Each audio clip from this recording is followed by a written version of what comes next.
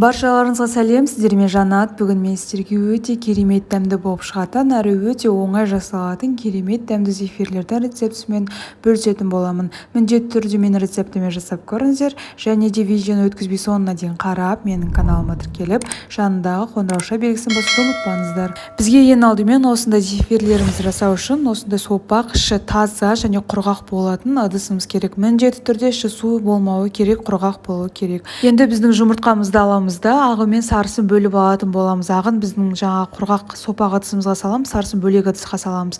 Ағын міндетті түрде салатын кезде сарысы немесе жұмыртқаның қабығы кетіп қалмауын жақсылап бақылаңыздар. Және де жұмыртқаларыңыз менде осы жерде 6 штук кетті. Енді сіздердің жұмыртқаларыңыздың мөлшеріне қарай, егер сізде үлкен жұмыртқа болса 5 қана жаңа жұмыртқа да жетеді.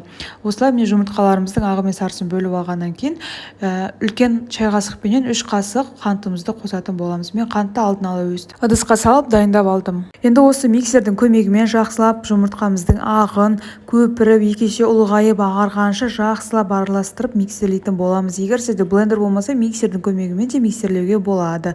Қантты аз ғана қосыңыздар, себебі мен айтқан мөлшермен қоспайтын болсаңыздар, сіздердің массаларыңыз қазір қанша көтерілгенімен де жаңағы зефирдегі формасын қатты ұстайтын болмайды.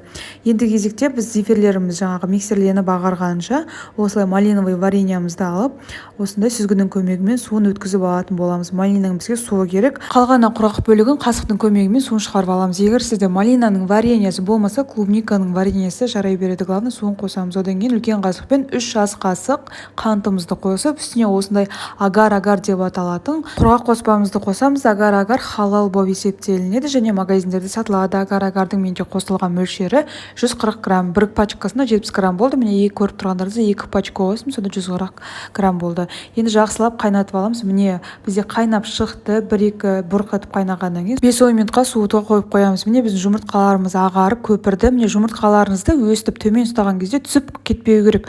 Осылай көпірту керек. Міндетті түрде осындай жағдай болғанда жұмыртқаларыңыз прямо ағы осындай ағарған кезде үстіне жаңағы біздің суыған қоспамызды үстінен қосатын боламыз. Міндетті түрде қатты жаңа қоспаларымыз видеода көріп тұрғандай осындай болуы керек. Қатты суып қалған жағдайда жұмыртқамен араласпай қояды, сондықтан сол жағын мән беріңіздер. Кішкене сұйықтау болып тұрған кезде міндетті түрде жақсылап миксердің көмегімен қосып араластырып алыңыздар. Араластырып алғаннан кейін біздің өзіміздің мешоктарымызға салып, міне видеода көріп тұрғандарыңыздай осылай дөңгелек қылып өздеріңіз қалаған формада салып шықсаңыздар да болады.